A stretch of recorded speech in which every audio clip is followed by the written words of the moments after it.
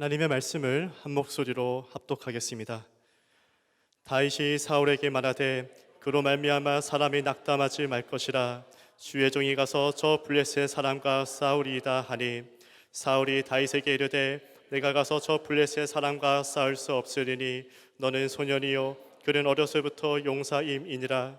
다윗이 사울에게 말하되 주의 종이 아버지의 양을 지킬 때 사자나 곰이 와서 양떼에서 새끼를 물어가면 내가 따라가서 그것을 치고 그 입에서 새끼를 건져내었고, 그것이 일어나 나를 해하고자 하면 내가 그 수염을 잡고 그것을 쳐 죽였나이다. 주의 종이 사자와 곰도 쳤은즉 살아계시는 하나님의 군대를 모욕한 이 할례받지 않는 블레셋 사람이리이까. 그가 그 짐승의 하나와 같이 되리이다. 또 다윗이 이르되 여호와께서 나를 사자의 발톱과 곰의 발톱에서 건져내셨는즉 나를 이 블레셋 사람의 손에서도 건져내시리이다. 사울이 다윗에게 이르되 가라, 여호와께서 너와 함께 계시기를 원하노라. 이에 사울이 자기 군복을 다윗에게 입히고 노투구를 그의 머리에 씌우고 또 그에게 갑옷을 입히매 칼을 군복 위에 차고는 익숙하지 못하므로 시험적으로 걸어가다가 사울에게 말하되 익숙하지 못하니 이것을 입고 가지 못하겠나이다 하고 곧 벗고 손에 막대기를 가지고 시내에서 매끄러운 돌 5을 골라서 자기 목자의 제굴 곧 주머니에 넣고 손에 물매를 가지고 블레셋 사람에게로 나아가니라. 아멘.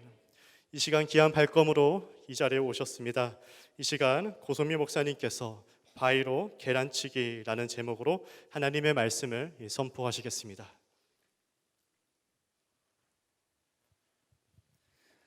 할렐루야. 다시 만나서 반갑습니다. 다시 봐도 좋습니다. 올 때마다 열방교회의 뜨거운 신앙과 또 선교를 향한 열정, 또 교회와 목회자를 사랑하는 마음이 느껴집니다. 저를 다음 담임으로 정하셨다고 연락을 받았습니다. 2가지 생각이 들었습니다. 감사합니다. 그리고 조금은 두렵습니다. 부족하고 아직 배울 것이 많은 저를 열방교회에서 품어주셔서 감사합니다. 쓰임받게 하신 하나님께 감사하고 좋게 여겨주신 안혜권 담임 목사님과 또 여러 성도님들께도 감사드립니다. 쓰임받도록 선택해 주셨으니 열심히 섬길 각오를 하겠습니다. 이왕 선출해 주셨으니 자신 있고 당당하게 사역하겠습니다. 솔직히 좀 두렵기도 합니다. 안혜권 목사님의 카리스마 있는 리더십과 열정, 또 깊이 있는 영성을 따라가려면 제가 아직 갈 길이 멉니다.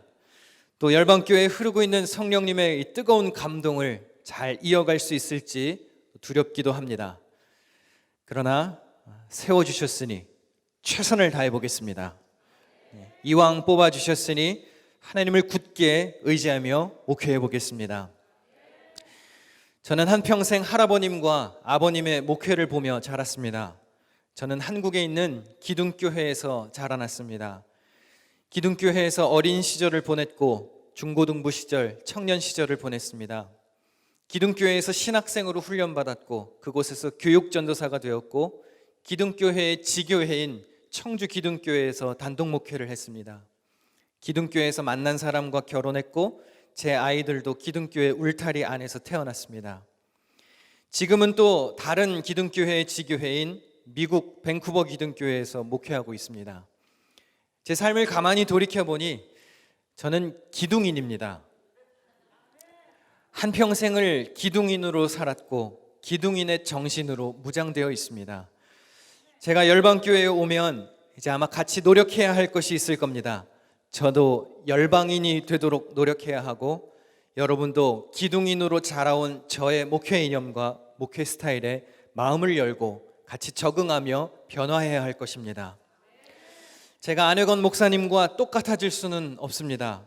그러나 목사님께서 이루신 또 펼치신 사역들을 토대로 하나님께서 저에게 주신 달란트와 비전을 펼쳐가는 일에 열정을 쏟겠습니다. 하나님께서 저에게 주신 소명과 또 사명을 따라서 하나님을 기쁘시게 하고 성도들을 사랑으로 보살피며 또 이웃들에게 하나님 사랑과 복음을 전하도록 하겠습니다. 이제 사역하던 곳을 잘 마무리하고 이사 오게 되면 저도 겸손히 배우고 열심히 적응할 테니 여러분도 도와주시고 한 마음이 되어 주셔서 함께 하나님 나라를 아름답게 이루어갈 수 있기를 바랍니다. 오늘은 제가 기둥인으로 자라왔기 때문에 자주 전했던 말씀을 나누고자 합니다.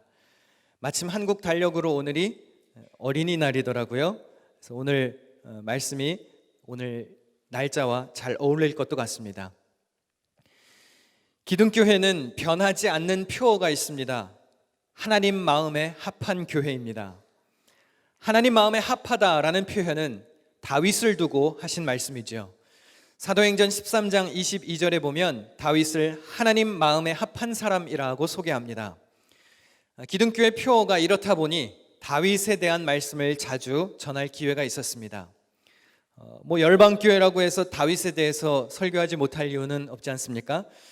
그래서 이 말씀을 함께 나누고자 하는데 3년 전에 제가 이곳에 왔을 때 중고등부와 청년들과도 나누었던 말씀입니다. 잘 아는 본문이시겠지만 주실 새로운 은혜를 기대하며 말씀 중에 귀한 깨달음이 있으시기를 축원합니다. 이스라엘의 첫 번째 왕 사울과 두 번째 왕 다윗의 인생이 결정적으로 뒤집히게 되는 유명한 사건이 하나 있었으니 바로 다윗과 골리앗의 대결입니다. 오늘 말씀 제목을 바위로 계란치기라고 정했습니다. 원래는 계란으로 바위치기가 올바른 표현인데 제목을 왜 이렇게 정했는지 차차 풀어보도록 하겠습니다. 아마 대부분 다윗과 골리앗의 이야기를 통해 이런 교훈을 얻어내실 겁니다. 작고 연약한 다윗이 거인 골리앗과 싸워서 이겼다. 힘없고 부족해도 용기를 가지고 전략을 잘 세우고 담대하게 싸움에 나가면 이길 수 있다. 그래서 결국 다윗과 골리앗의 말씀은 작은 고추가 맵다는 것을 보여주는 사건이라고 결론 맺기가 쉽습니다. 그러나 오늘은 조금 다른 관점으로 이 이야기를 해석해 보려고 합니다. 여러분이 그동안 많이 들어오셨던 다윗과 골리앗에 대한 정보를 잠시 내려놓으시고 본문 자체가 우리에게 주고자 하는 메시지가 무엇인지 한번 교훈을 찾아보겠습니다. 사무엘상 17장만 놓고 보면 본문의 주제는 다윗과 골리앗의 싸움 이야기입니다. 다윗이 훌륭하게 거인을 무찌르는 이야기이죠. 그런데 성경을 읽으실 때는 전체적인 문맥을 고려해서 읽으셔야 합니다. 앞뒤 상황을 염두에서 두고 읽어야 더 넓은 그림을 보실 수 있습니다. 다윗과 골리앗 이야기 이전에는 사울 이야기가 나옵니다. 그러면 사울 왕의 이야기부터 쭉 연결해서 성경을 읽어야 오늘 본문을 더 정확하게 이해하실 수 있는 겁니다. 이스라엘의 첫 번째 왕 사울의 초기 모습은 거의 흠잡을 데가 없었습니다. 적어도 그의 시작은 훌륭했습니다. 사울이 어떤 사람이었습니까? 외모 잘났죠? 신체 조건 우월하죠? 효심지극하죠? 겸손한 사람이었습니다. 예의도 반듯한 젊은이였고요. 자기를 반대하는 세력까지 포용할 줄 아는 마음씨 넓은 지도자였습니다. 싸움에 나갔다 하면 승리하는 장수였습니다. 게다가 하나님의 영이 함께하는 영적인 사람이었습니다. 이건 거의 완벽하죠. 이런 사위를 갖고 싶지 않으십니까, 여러분? 그런데 100점 만점에서 시작했는데 안타깝게도 사울은 시간이 가면 갈수록 실망스러운 모습을 보이다가 결국 하나님께 버림받는 서글픈 이야기가 이어집니다. 결국 하나님은 차기 왕으로 다윗을 선택하시죠. 아직 왕관은 사울의 머리에 있습니다. 버림받긴 했지만 실세입니다. 그렇지만 사울은 지는 별이고 다윗은 이제 뜨는 별입니다. 그러면 사무엘상 17장의 말씀은 어떠한 관점으로 읽어야 할까요? 이 본문은 계속되는 사울의 추락과 다윗의 상승 이야기의 연속으로 읽어야 합니다. 물론 다윗이 골리앗을 어떻게 이겼는지도 아주 흥미롭고 중요한 이야기입니다. 그러나 성경이 정말로 보여주고 싶은 것은 다윗과 사울의 대결입니다. 골리앗과 싸우러 나가는 용맹한 다윗과 그 뒤에 숨어있는 소극적이고 비굴한 왕 사울. 누가 이스라엘의 참된 왕 노릇을 하는지 성경은 분명하게 사울과 다윗을 대조시키고 있습니다. 사실 다윗과 골리앗이 싸우는 이야기는 사무엘상 17장 41절부터 51절까지 10절 안에 금방 끝납니다. 생각보다 싸움이 싱겁게 끝납니다. 그런데 1절부터 40절까지 무려 40절에 걸쳐서는 사울과 다윗이 대조되고 있습니다. 이제부터 제가 앞에 화면을 보여드리면서 다윗과 골리앗의 대결 본문이 진짜 말하고자 하는 다윗과 사울의 대결을 찾아보도록 하겠습니다. 첫 번째 화면을 함께 보시면 사울은 버림받은 현재 왕이고 다윗은 선택을 받은 차기 왕입니다. 하나님의 영이 사울에게 임했었지만 하나님의 영이 곧 사울을 떠나고 악령이 와서 그를 괴롭히죠. 다윗은 하나님의 영에 크게 감동됩니다. 두 번째 화면을 보여주시면 사울은 베냐민 지파 출신입니다. 베냐민이 누구죠? 요셉의 친동생이죠. 같은 어머니 라헬 밑에서 태어난 혈육입니다.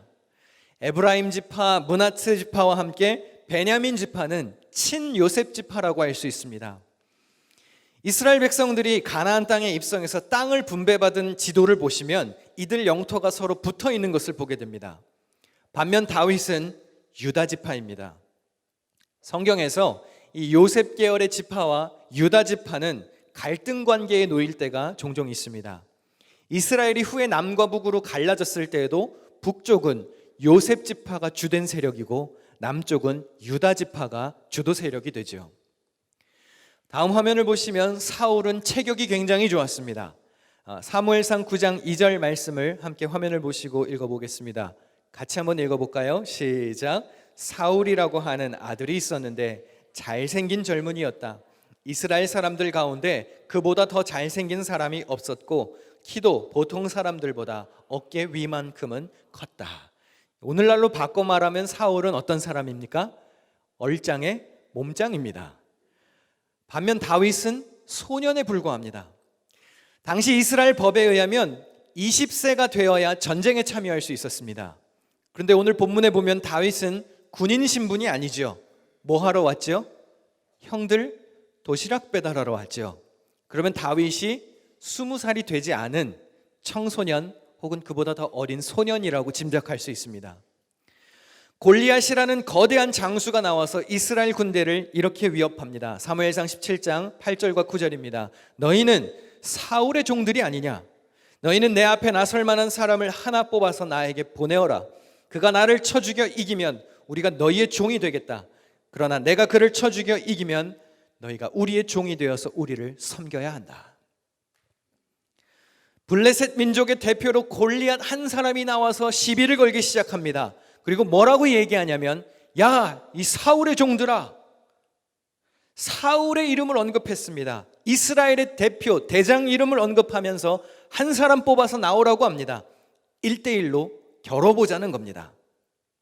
양쪽 대표들만 나와서 일명 맞짱을 뜨자는 것이죠. 그러면 여러분 상식적으로 생각해 보시면 이스라엘 진영에서 누가 나와야 됩니까? 당연히 사울이 나와야죠. 골리앗이 사울의 종들이라고 불렀잖아요. 당연히 이스라엘의 대표인 사울 왕이 나와서 싸워야 합니다. 이스라엘 중에서 신체 조건도 제일 우월하죠. 사울보다 체격 좋은 사람이 없습니다. 사울이 안 나가면 누가 골리앗과 싸우겠습니까?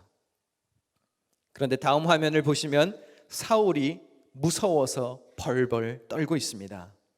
사무엘상 17장 11절에 사울과 온 이스라엘은 그 블레셋 사람이 하는 말을 듣고 몹시 놀라서 떨기만 하였다. 이스라엘의 왕이, 국민 몸짱 얼짱이 이렇게 벌벌 떨고 있으면 왕의 체면이 좀 서지 않겠죠. 지도자라면 어떻게 해야 되겠습니까? 목숨 걸고 자기 백성들을 위해서 싸우러 나가야죠. 백성을 지키려고 해야죠. 그런데 다윗은 어떻게 합니까? 형들 도시락 배달 왔다가 하나님의 군대를 모욕하는 골리앗을 보자마자 분노합니다. 우리 같이 17장 26절 말씀을 읽어보겠습니다. 저 할례도 받지 않은 블레셋 녀석이 무엇이기에 살아계시는 하나님을 섬기는 군인들을 이렇게 모욕하는 것입니까? 아니, 우리 지금 뒤를 누가 봐주시고 계시는데 하나님이 우리 백인데 저 인간이 지금 뭐라고 짓거리는 겁니까? 다윗이 분노를 했습니다. 여기서 다윗이 하나님을 어떻게 표현합니까? 살아계신 하나님. 제가 예전에 기독교 신문에 났던 기사를 보고 혼자서 막 열을 냈던 기억이 있습니다. 예배 때 사용하는 용어들을 어법에 맞게 바꾸어야 한다는 그런 좋은 내용의 기사였습니다. 대부분의 내용에 제가 다 동의했습니다. 예를 들면 준비 찬양이라는 말은 예배 찬양으로, 예배를 봐준다라는 말은 예배를 드리다로, 축제라는 용어는 잔치로, 성가대는 찬양대로, 헌금은 봉헌으로, 이렇게 예배 용어를 갱신하자는 기사였는데 제 마음을 좀 건드린 부분이 하나 있었어요. 살아계신 하나님이라는 표현도 사용하지 말자는 내용이었습니다. 이유는 하나님이 언제 죽었냐는 거죠. 여러분, 멀쩡히 살아계시는 어른에게 가서 아이고 아직도 살아계시네요 이렇게 인사하는 것은 굉장히 결례가 되겠죠. 마찬가지로 하나님을 향해서 살아계신 하나님이라고 하는 것은 이건 망언이다 라는 주장이었습니다. 의도는 이해할 수 있었으나 좀 그건 아니라는 생각이 들었어요. 왜냐하면 이건 성경에 나오는 표현이잖아요. 다윗이 하나님을 부를 때도 살아계신 하나님, 베드로가 예수 그리스도를 고백할 때도 뭐라고 그럽니까? 주는 그리스도시요 살아계신 하나님의 아들. 여호수아도, 히스기야 왕도, 예레미야도, 호세아도, 사도 바울도 하나님을 살아계신 하나님이라고 성경에서 수없이 많이 고백합니다. 오늘 장로님께서 기도해 주시는데도 그렇게 기도하시더군요. 살아계신 하나님, 얼마나 멋진 표현입니까? 어떤 교단에서는 이 표현을 쓰지 말자고 아예 총회에서 결의했다고 그래요. 그쪽 교단을 제가 잘 알지 못하고 비하하는 건 아닌데 조금은 씁쓸한 마음이 들었습니다. 저는 이 표현 좋습니다. 여러분, 기도하시다가 쓰시기 바랍니다. 부르실 때 살아계신 하나님을 부르시기 바랍니다. 얼마나 감동됩니까? 이 표현에 대한 저의 두 번째 생각은 이건 어법에 틀린 표현일지는 모르겠지만 이건 신앙 고백입니다. 당시 시대와 종교와 문화적인 배경을 고려해 보면 이 표현을 더 정확하게 이해할 수 있습니다. 이 당시의 전쟁은 신들의 싸움으로 여겨졌습니다. 골리앗은 어떤 신을 앞세워서 나가나요? 블레셋의 신인 다곤을 앞세워 나갑니다. 다윗을 저주하지요. 반면에 다윗은 여호와 하나님의 이름으로 앞장섭니다. 이게 인간의 싸움인 것처럼 보이지만 사실은 이들이 믿고 있는 신들의 대결인 겁니다. 다윗이 외치지요. 내가 너를 반드시 이겨서 온 세상에 하나님이 살아계심을 알려주겠다. 거만함에 빠진 블레셋 족속이나 겁에 질려서 벌벌 떨고 있는 이스라엘 백성이나 하나님이 어떤 분이신지를 보여주겠다고 다윗이 고백합니다. 만군의 여호와의 이름을 믿음으로 고백하며 주님만이 참된 신이라는 것을 선언하고 있는 거예요. 죽은 우상이 판치고 있는 삶의 한복판에서 자기 하나님만이 살아계시다라고 신앙을 고백하는 겁니다. 제가 설교 제목을 바위로 계란치기라고 정한 이유가 여기 있습니다. 다윗과 골리앗만 놓고 보면 이건 영락없는 계란으로 바위치는 싸움이죠. 무슨 수로 다윗이 골리앗을 이기겠습니까? 그런데 이들이 의지하는 신들을 놓고 보면 여호와 하나님 대 다곤 신의 대결입니다. 누가 참된 신입니까? 다윗이 보기에는 하나님이 죽은 우상과 싸우는 것이니 이건 바위로 계란치는 싸움이었던 겁니다. 다윗 눈에는 그렇게 보였던 거예요.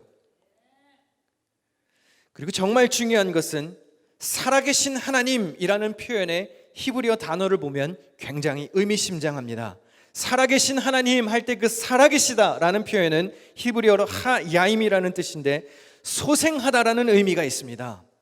근데 이 똑같은 단어가 성경의 또 다른 부분에서 어떻게 번역이 되냐면 우리가 교회에서 그토록 많이 부르짖는 단어 부흥으로 번역되는 단어입니다.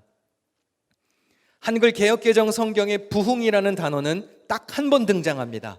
하박국 3장 2절에 나오는데 부흥이라는 단어의 의미는 생명력을 다시 얻는다는 의미예요. 그러니까 다윗이 살아계신 하나님이라고 고백한 그 신앙 고백에는 생명을 소생하게 하시는 하나님이라는 신앙 고백이 담겨 있는 겁니다. 여러분 혹시 죽음과도 같은 인생을 살고 계십니까? 어두움이 가득한 삶을 살고 계십니까? 아무도 나를 도와주지 않는 것 같은 거친 광야와 같은 삶 속에 있습니까? 그 삶 속에서도 살아계신 하나님을 고백하시는 여러분이 되시기를 축원합니다.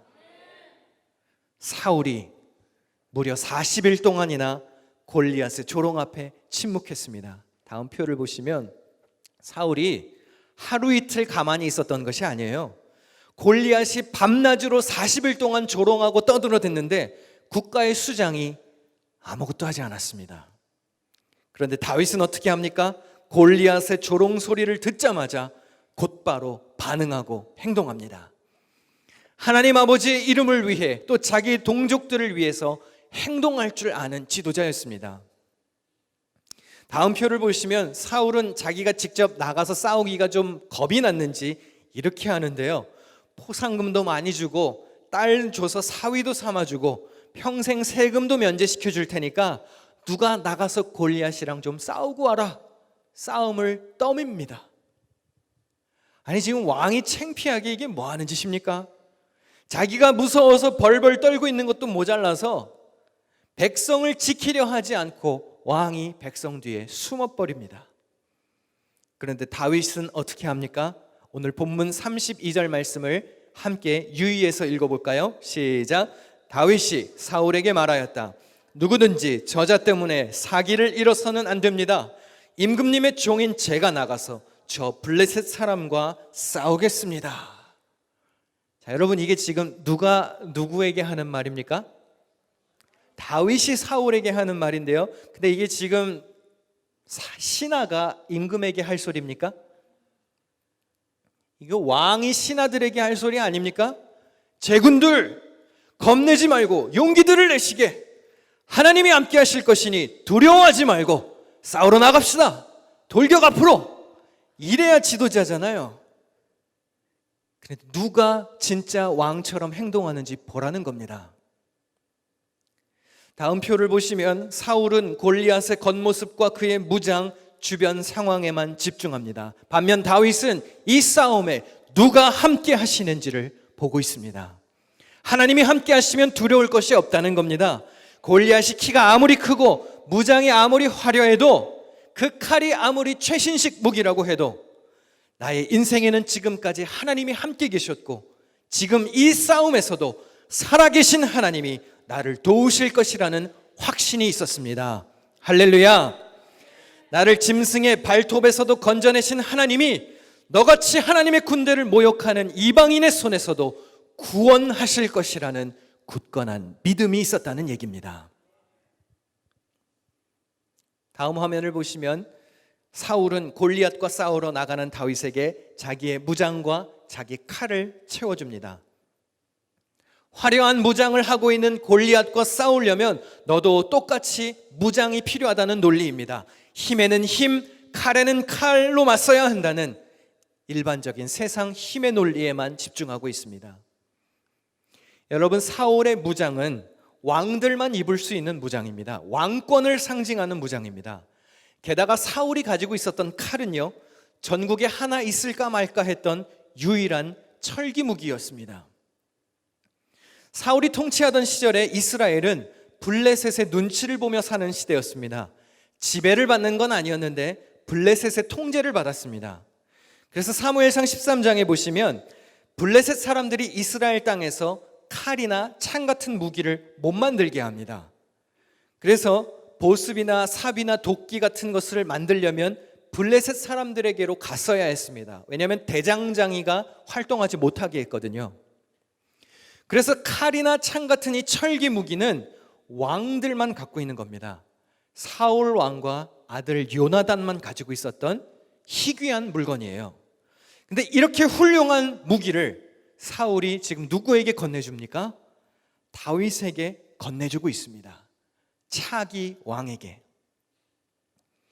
마치 에서와 야곱의 이야기가 떠오르지요. 형 에서가 장자권을 가볍게 여기고 빵과 팥죽의 그 장자권을 야곱에게 넘긴 것처럼 사울은 지금 왕을 상징하는, 자신의 왕권을 상징하는 자기의 모든 무장과 칼을 다윗에게 채워주고 있습니다. 이 장면을 한번 머릿속으로 그려보십시오. 뭘 의미하겠습니까? 왕권이 넘어간다는 뜻입니다. 다윗은 익숙하지 않았던 그 무장을 다 벗어던지고 가장 본인다운 모습으로, 목동다운 모습으로 골리앗과 싸우러 나갑니다. 생각해 보십시오. 왕이 하사하는 무기였습니다. 국가의 최고 권력자가 이렇게 해라라고 말했는데 다윗은 no 할 줄 알았어요. 자기 스타일을 고집할 줄 알았습니다. 시대의 흐름, 유행, 모두가 추구하는 상식이 아무리 멋있어 보이고 꼭 필요하게 느껴져도 자기에게 어울리지 않는 것, 자기에게 맞지 않는 것은 과감히 버릴 줄 알았습니다. 다윗에게 있어서 이 싸움은 군사적인 싸움이 아니었죠. 신앙적인 싸움이었습니다. 골리앗이라고 하는 거대한 장벽은 군사적인 문제가 아니라 다윗의 눈에는 영적인 문제로 보였던 것입니다. 할례 받지도 않은 저 골리앗, 블레셋의 다곤 신을 죽은 우상을 숭배하는 저 이방인, 아무리 겉모습은 화려하고 거대해도 하나님이 함께 하시면 다윗에게는 그깟 골리앗쯤 아무 문제가 되지 않았던 겁니다. 다윗이 골리앗을 넘어뜨릴 때 무엇을 가지고 무찌릅니까? 물매를 돌려서 돌멩이를 던집니다. 여러분 근데 그것 혹시 아십니까? 싸움의 최종 마무리는 뭘로 하는지 아십니까? 칼을 가지고 합니다. 다윗은 칼 없이 전투에 나갔죠. 그런데 싸움의 끝장은 칼로 합니다. 누구 칼을 썼을까요? 골리앗의 칼을 씁니다. 골리앗은 본인의 화려한 무기에 자기 목이 날아갔습니다. 이 물맷돌에 대해서도 조금 살펴볼까요? 많은 사람들이 물매가 무슨 어린애들이 가지고 노는 장난감으로 이해할 때가 많습니다. 절대로 아닙니다. 꼬마들이 가지고 노는 새총 정도로 물매를 얕보시면 안 됩니다. 오늘 어린이날인데 여러분 자녀들 또 열방교회의 어린 아이들이 가지고 있는 달란트를 무시하시면 안 됩니다. 저들이 가지고 있는 장기와 비전이 훗날 어떻게 위대해질지는 아무도 모르는 겁니다. 당시 물매는 전쟁 무기였습니다. 그리고 특별히 베냐민 지파 사람들이 물매를 굉장히 잘 던진 것으로 보입니다. 사사기에 보면 베냐민 지파 중에 엄선된 사람들의 물매 솜씨를 이렇게 묘사합니다. 무림매로 돌을 던져 머리카락도 빗나가지 않고 맞히는 사람들이었다. 베냐민 지파 사람들이요, 이렇게 물매를 잘 던지는 전문가들이었습니다. 여러분 그런데 사울이 어느 지파 사람이라 그랬죠? 베냐민 지파 사람입니다. 다윗은 유다 지파 사람입니다. 그럼 원래 물매 전문가 집안은 누굽니까? 사울입니다. 그런데 이걸 누가 들고 나가나요? 다윗이 들고 나갑니다. 40일 동안 사울을 벌벌 떨게 했던 골리앗을 다윗의 물매 한 방에 넘어갔습니다. 왜 하필 물매를 쓸까요? 사울 집안의 주특기를 다윗이 쓰고 있는 겁니다. 이게 무엇을 의미하겠습니까? 사울의 시대가 이제 끝났다는 겁니다. 사울 집안의 주특기마저도 이제 다윗이 접수하고 있습니다. 성경은 분명 다윗과 사울의 미묘한 갈등 관계를 그리고 있습니다. 예수님께서 천국에 대한 비유를 말씀하셨을 때 이런 말씀하셨죠. 무릇 있는 자는 받아 넉넉하게 되되 없는 자는 그 있는 것도 빼앗기리라. 버림받은 사울 왕은 그의 가문의 장기를 포함한 모든 것을 지금 다 다윗에게 빼앗기고 있습니다. 성령의 하나님의 영이 임재했던 것도 다윗에게 넘어갑니다. 무장도 넘어갑니다. 칼도 넘어갑니다. 이제 물매 주특기도 넘어갑니다. 하나님의 영에 감동된 사람, 하나님의 주권과 다스리심을 믿는 사람, 하나님의 마음에 합한 한 사람이 어떤 변화를 가지고 오는지 주목해야 하는 것입니다. 40일 동안 온 나라가 두려움에 벌벌 떨었는데 하나님의 통치를 인정하는 다윗 한 사람 때문에 싸움의 판도가 뒤집혔습니다. 여러분 이것이 먼 옛날 한 영웅의 이야기에 불과합니까? 아닙니다. 이 말씀은 지금 이 순간에도 살아 역사하시는 하나님의 말씀임을 믿습니다. 오늘 우리의 삶에도 하나님의 전능하신 다스리심과 동행을 믿는 자들에게 골리앗과 같은 거대한 문제와 장벽이 무너져 내리는 기적이 있음을 믿으시기 바랍니다. 문제는 우리의 믿음입니다. 에휴, 목사님, 이런 현실적인 문제 앞에서 하나님이 어떤 도움을 주실 수 있겠어요? 눈에 보이지도 않는 하나님만 의지하는 것은 그건 참 시대착오적인 말상입니다. 아유, 목사님, 여기 뉴욕이에요. 뉴욕은 그런 거 안 통합니다. 여기가 어떤 지역인지 아세요? 이런 생각 가지고 계십니까? 그럼 여러분은 죽은 하나님을 믿고 계시는 겁니다. 골리앗이 믿었던 다곤과 같은 죽은 우상을 믿고 계시는 겁니다. 우리가 믿는 하나님은 지금도 살아서 역사하시는 능력의 주님임을 믿으시기 바랍니다. 하나님이 여러분의 삶에 도움을 주실 수 있습니다. 우리의 생활의 구체적인 문제까지도 하나님은 알고 계시고 도움을 주실 수 있고 변화를 주실 수 있음을 믿어야 합니다. 골리앗이 다윗에게 뭐라고 그랬죠? 큰 소리를 떵떵 치면서 말합니다. 네가 나를 지금 개로 여기고 있구나. 그런데 진짜로 개처럼 죽은 건 누구였습니까? 골리앗이었습니다. 몸에 좋은 건 다 걸쳐놓고 결국 군인도 아닌 목동의 돌멩이 하나에 나가 떨어졌습니다. 이스라엘 군대를 벌벌 떨게 만든 거인의 용사치고는 참 초라하죠. 많은 사람들이 오늘날 골리앗의 철기 무장과 같은 최첨단 조건을 갖추어야 성공한다고 믿습니다. 뭐 틀린 말은 아닙니다. 그런데 요즘 세상은 너무도 최첨단, 최신식 스펙을 갖추려고 혈안이 되어 있습니다. 여러분, 최첨단 장비보다 뛰어난 하나님의 손길이 있다는 것을 기억하시기 바랍니다. 골리앗은 최고의 무기를 들고 소년 다윗을 조롱하고 비웃었지만 결국 그 무기로 자기 목이 날아갔습니다. 자기의 화려함을 역이용당해서 죽었습니다. 하나님이 아닌 세상적인 방법을 의지하고 교만했다가는 이러한 결과를 맞이할 수도 있는 겁니다. 우리는 모두 하나님께서 창조하신 왕과 같은 사람들입니다. 그렇다면 이 순간에도 골리앗과 같은 삶의 문제 앞에서 우리는 사울과 같이 비굴하게 행동할 수도 있고 다윗과 같이 훌륭하게 문제를 뚫고 헤쳐나갈 수도 있습니다. 문제 앞에 여러분은 어떠한 사람이십니까? 남의 뒤에 숨어서 벌벌 떠는 사울과 같은 비굴한 왕이십니까? 아니면 여호와 하나님의 이름을 의지하고 나아가는 다윗과 같은 왕이십니까? 하나님 마음에 합한 사람으로 승리를 거머쥐시는 주인공이 되시기를 간절히 축원합니다. 여러분의 어린 자녀들이, 열방교회의 어린이들이 그들의 손에 쥐어진 것이 비록 작은 물매처럼 보인다고 할지라도 그들이 하나님을 믿고 의지할 때 그 물매가 골리앗을 쓰러뜨리는 무기가 될 것입니다. 굳건한 믿음을 가지시고 세상에서 승리하는 삶이 되시기를 주님의 이름으로 간절히 축원합니다. 기도하겠습니다.